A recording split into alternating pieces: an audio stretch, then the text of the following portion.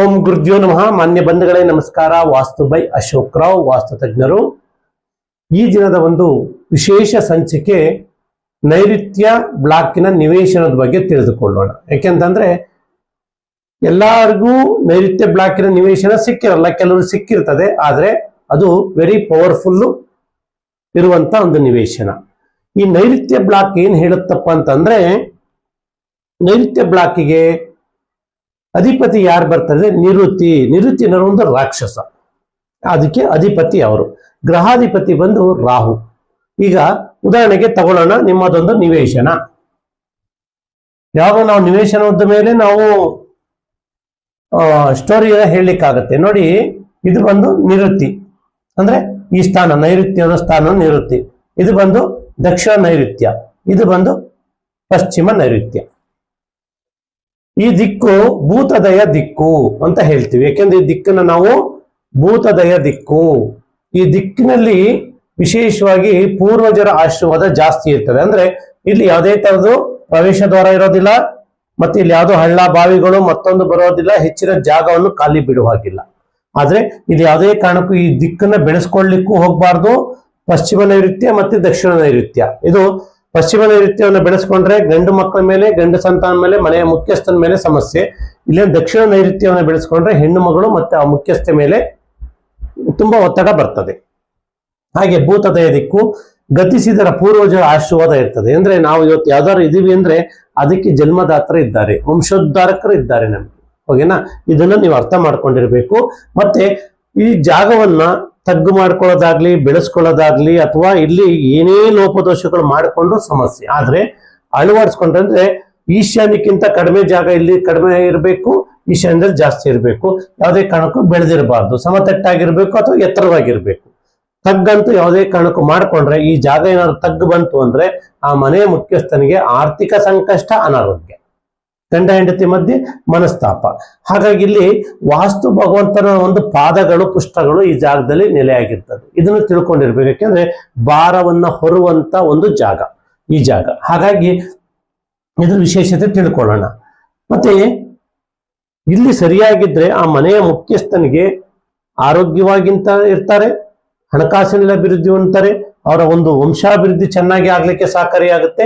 ಮತ್ತೆ ಹಿರಿಯರ ಅನುಗ್ರಹ, ತಂದೆ ತಾಯಿ ಅನುಗ್ರಹ ಇರ್ಬೋದು, ನಿಮ್ಮ ಅಜ್ಜ ಅಜ್ಜಿಯರು, ನಿಮ್ಮ ವಂಶದ ಪ್ರತಿಯೊಬ್ಬರಿಗೂ ಅಭಿವೃದ್ಧಿ ಆಗ್ಲಿಕ್ಕೆ ಸಹಕಾರಿಯಾಗುತ್ತೆ. ದೀರ್ಘ ಆಯುಷನ್ನು ಕೊಡುವಂತ ದಿಕ್ಕು ಯಾವ್ದಾರಿದೆ ಅಂದ್ರೆ ಅದು ಈ ನೈಋತ್ಯ ಸ್ಥಾನ, ನೈಋತ್ಯ ಬ್ಲಾಕ್ ಅಂತ ಹೇಳ್ತೀವಿ.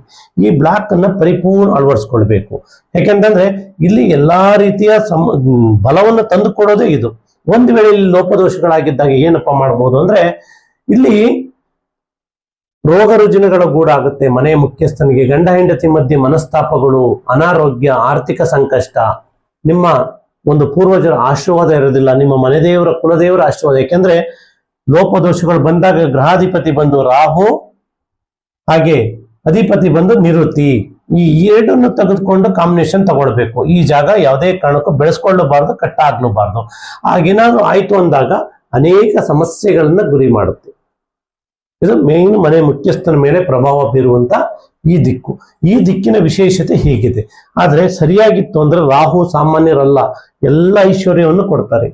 ಸಂತಾನ ಭಾಗ್ಯ, ಗಂಡು ಮಕ್ಕಳ ಒಂದು ಉತ್ತಮ ಭವಿಷ್ಯ, ಜೊತೆಯಲ್ಲಿ ನಿಮಗೆ ರಾಜಕೀಯ ಕ್ಷೇತ್ರದಲ್ಲಿ ಅಧಿಕಾರವನ್ನು ಅನುಭವಿಸ್ಬೋದು, ಅಥವಾ ನಿಮ್ಮ ಯಾವುದೇ ಕ್ಷೇತ್ರದಲ್ಲಿ ನೀವು ಅಧಿಕಾರವನ್ನು ಅನುಭವಿಸ್ಬೋದು. ಇಲ್ಲಿ ಕರೆಕ್ಟ್ ಆಗಿದ್ರೆ ಆಯದಲ್ಲಿ ಲೋಪದೋಷಗಳಾಗಬಾರ್ದು. ಮತ್ತೆ ಇಲ್ಲಿ ಯಾವುದೇ ಕಾರಣಕ್ಕೂ ನಿಮ್ಮ ಮನೆಯಲ್ಲಿ ಬಳಸಿದಂತ ನೀರು ಯಾವುದೇ ಕಾರಣಕ್ಕೆ ದಕ್ಷಿಣ ನೈಋತ್ಯದಲ್ಲಿ ಏನಾದ್ರೂ ಹೋದ್ರೆ ಆ ಹೆಣ್ಣು ಮಗಳಿಗೆ ಅನಾರೋಗ್ಯದ ಗೂಡು, ಶುಗರು, BP, ಒತ್ತಡ, ಮನೆಯಲ್ಲಿ ಯಾವಾಗ್ಲೂ ಒಂದು ರೀತಿಯ ಪ್ರೆಷರ್ ಜಾಸ್ತಿ ಇರ್ತದೆ. ಅದೇ ಇಲ್ಲಿ ಏನಾದ್ರು ನಿಮ್ಮ ಮನೆಯಲ್ಲಿ ಬಳಸಿದಂತ ನೀರು ಆಚೆ ಹೋದಾಗ ಇಲ್ಲಿ ಮನೆ ಮುಖ್ಯಸ್ಥನಿಗೆ ಅನಾರೋಗ್ಯ, ಹಾರ್ಟಿಗೆ ಸಂಬಂಧಪಟ್ಟಂತ ಕಾಯಿಲೆಗಳು, ಶುಗರ್, BP ಬರುವುದು, ಅದು ವಾಸಿ ಆಗದಿದ್ದಂತ ಒಂದು ಕಾಯಿಲೆಗಳು ಪ್ರಾರಂಭ ಆಗುತ್ತೆ. ಆರ್ಥಿಕವಾಗಿ ಅಂದ್ರೆ ಇಬ್ರು ರೋಗಗ್ರಸ್ತರು ಕೂಡ ಆಗ್ಬಿಡ್ತಾರೆ ಈ ಜಾಗದಲ್ಲಿ ಏನಾದ್ರೆ. ಅದೇ ಸರಿಯಾಗಿತ್ತು ಅಂದ್ರೆ ಇಬ್ರು ಬಲಶಾಲಿಗಳಾಗ್ತಾರೆ, ಗಂಡ ಹೆಂಡತಿ ಇಬ್ರು ಬಲಶಾಲಿಗಳು.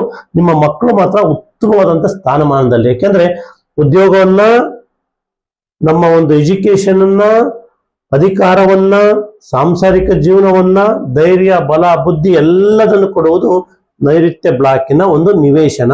ಬಟ್ ಇದು ಯಾವುದೇ ಕಾರಣಕ್ಕೂ ಎಂಟ್ರೆನ್ಸ್ಗಳಿಲ್ಲ. ಇಲ್ಲಿ ಸುತ್ತ ಕಾಂಪೌಂಡ್ ಇರಬೇಕು.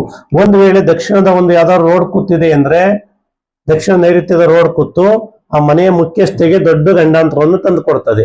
ಅದೇ ಒಂದು ವೇಳೆ ಪಶ್ಚಿಮದ ರೋಡ್ ಕೂತಿದೆ ಅಂದ್ರೆ ಆ ಮನೆಯ ಮುಖ್ಯಸ್ಥನಿಗೆ ಗಂಡಾಂತರ ತಂದು ಕೊಡ್ತದೆ. 8 ಕಟ್ಟಬಾರದು, ಇದು ತಿಳ್ಕೊಂಡಿರ್ಬೇಕು. ಒಂದು ವೇಳೆ ರೋಡ್ ಕೂತಿದೆ ಏನ್ ಮಾಡೋಣ ಸ್ವಾಮಿ ಅಂತ ಕೇಳ್ತೀರಿ.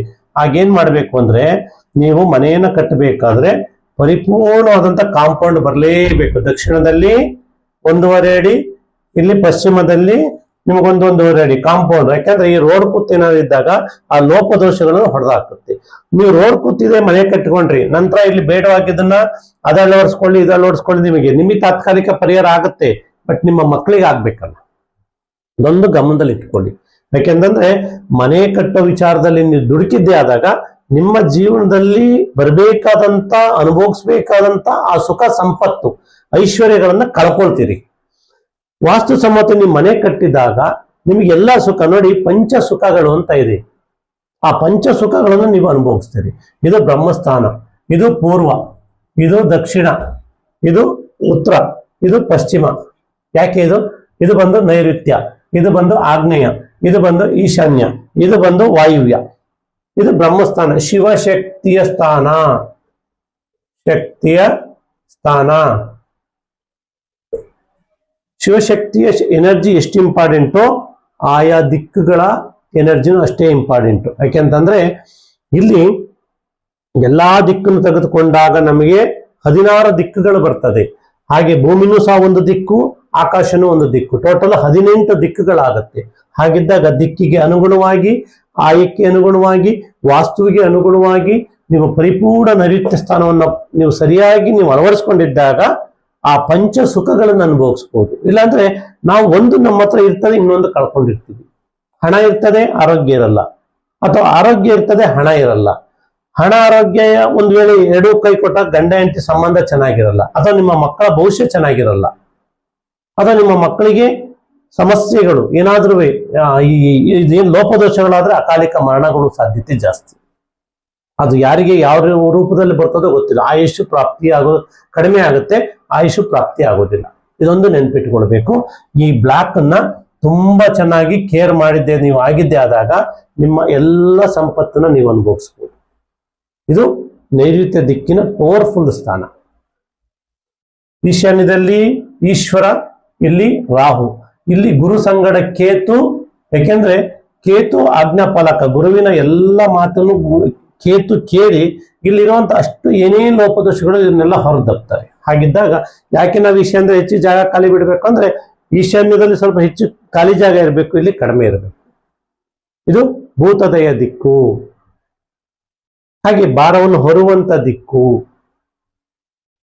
ಪತಿ ಪತ್ನಿಯರು ಮಲಗುವಂತ ಒಂದು ಸ್ಥಾನ ಇದು ನೈಋತ್ಯದಲ್ಲಿ.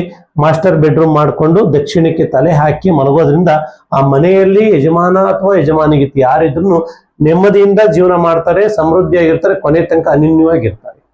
ಒಂದು ವೇಳೆ ಲೋಪದೋಷಗಳಾದಾಗ ಮಧ್ಯ ವಯಸ್ಸಲ್ಲಿ ಅವ್ರನ್ನ ಇವ್ರು ಆಗ್ಲಬಹುದು, ಅಥವಾ ಇವ್ರನ್ನ ಅವ್ರು ಆಗ್ಲಬಹುದು. ದಕ್ಷಿಣ ನೈಋತ್ಯದಲ್ಲಿ ಲೋಪದೋಷಗಳು ಬಂದ್ರೆ ಅನಾರೋಗ್ಯ, ಆರ್ಥಿಕ ಸಂಕಷ್ಟ ಮತ್ತು ಅಕಾಲಿಕ ಮರಣಗಳು.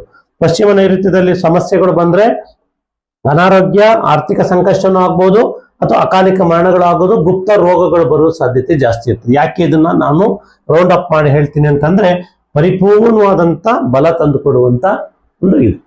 ದೇಶ ವಿದೇಶಗಳಲ್ಲಿ ವ್ಯಾಪಾರ ಮಾಡ್ತೀರಿ ಸರಿಯಾಗಿದ್ರೆ, ರಾಜಕಾರಣದಲ್ಲಿ, ರಾಷ್ಟ್ರ ರಾಜಕಾರಣದಲ್ಲಿ ಇರ್ಬೋದು, ಅಥವಾ ನೀವು ಯಾವುದೇ ಕ್ಷೇತ್ರದಲ್ಲಿ ತಗೊಳ್ಳಿ, ನಿಮ್ಮನ್ನು ಉನ್ನತವಾದಂಥ ಸ್ಥಾನಕ್ಕೆ ತೆಗೆದುಕೊಂಡು ಹೋಗೋದೇ ನೈಋತ್ಯ ಸ್ಥಾನ. ಇನ್ನು ಮಿಕ್ಕಿದ ದಿಕ್ಕುಗಳು ನಿಮ್ಗೆ ಅನುಭವಿಸ್ಲಿಕ್ಕೆ ಸುಖವನ್ನ ಕೊಡ್ತವೆ. ಇಲ್ಲೆಲ್ಲ ಅನುಭವಿಸಿದ್ರಿ, ಬಟ್ ಇಲ್ಲಿ ಕೆಲವು ಎಷ್ಟೋ ಜನ ನೋಡಿ ಇಲ್ಲಿ ಬೆಳೆಸ್ಕೊಂಡಿರ್ತಾರೆ, ಅಥವಾ ಪಶ್ಚಿಮ ನೈಋತ್ಯ ದಕ್ಷಿಣ ನೈಋತ್ಯ ಬೆಳೆಸ್ಕೊಂಡಿರ್ತಾರೆ, ಅಥವಾ ಕಟ್ ಮಾಡಿಬಿಟ್ಟಿರ್ತಾರೆ. ಇದನ್ನ ಕೆಲವರು ಏನ್ ಹೇಳಿದರೆ, ದೇವ ಮೂಲೆ ಅಲ್ಲ, ದೈವ ಮೂಲೆ. ದೈವ ಅಂದ್ರೆ ರಾಕ್ಷಸ, ದೇವ ಅಂದ್ರೆ ದೇವರು. ಇದು ದೇವ ಮೂಲೆ, ಇದು ದೈವ ಮೂಲೆ. ಅಗ್ನಿ ಮೂಲೆ, ವಾಯುವ್ಯ ಮೂಲೆ. ಪೂರ್ವದ ದಿಕ್ಕು, ಪಶ್ಚಿಮದ ದಿಕ್ಕು, ಉತ್ತರ ದಿಕ್ಕು, ದಕ್ಷಿಣ ದಿಕ್ಕು. ನೋಡಿ, ಇದು ಶನಿಯ ಪ್ರಭಾವ, ಇಲ್ಲಿ ಬಂದು ಚಂದ್ರನ ಪ್ರಭಾವ, ಇಲ್ಲಿ ಬಂದು ಬುಧನ ಪ್ರಭಾವ, ಇಲ್ಲಿ ಗುರು ಸಂಗಡ ಕೇತುವಿನ ಪ್ರಭಾವ, ಇಲ್ಲಿ ಸೂರ್ಯನ ಪ್ರಭಾವ, ಇಲ್ಲಿ ಬಂದ್ಬಿಟ್ಟು ಶುಕ್ರನ ಪ್ರಭಾವ, ಇಲ್ಲಿ ಬಂದು ಕುಜನ ಪ್ರಭಾವ. ಇದಿಷ್ಟನ್ನು ತಿಳ್ಕೊಂಡಿರ್ಬೇಕು. ಮನೆ ಕಟ್ಟುವವರು ಆತರ ಪಡುವಂತ ಅವಶ್ಯಕತೆನೇ ಇಲ್ಲ.